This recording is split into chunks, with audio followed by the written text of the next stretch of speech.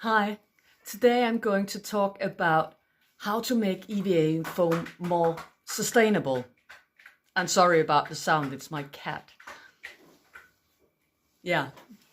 Um, my name is Britt and I'm a carnival artist from Denmark, and I'm going to show you how I try to use all of my scraps, because EVA foam isn't a good environmental choice.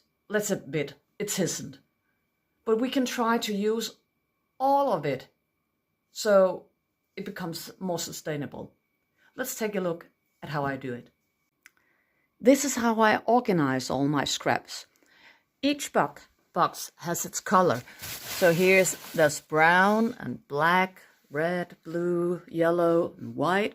And over here, a green box. So when I go out and make a workshop for kids, I bring these boxes and they can find good scraps to work with here. So my scraps becomes new value when I bring them out to these workshops. Sometimes their scraps helps me. For instance, I use some of these scraps for making flowers. Let me show you. For small scraps, I'm doing stuff like this.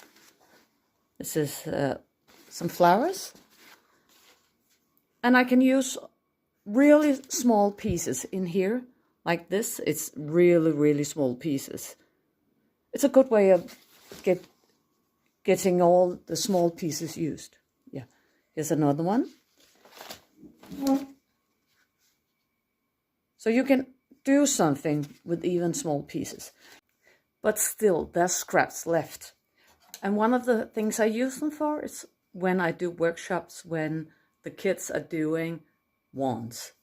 So here it's a magic wand.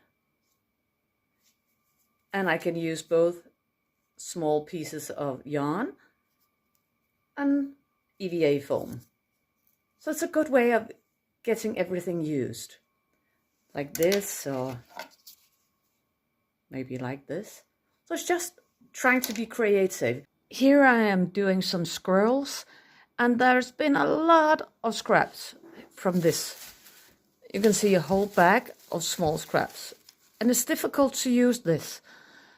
But some of it I use when I'm going to glue stuff.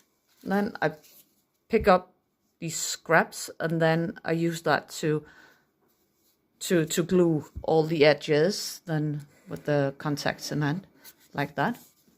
So that's one way of using the last piece of scraps. So I hope you got inspired to use all of your scraps so the EVA foam gets more sustainable to use.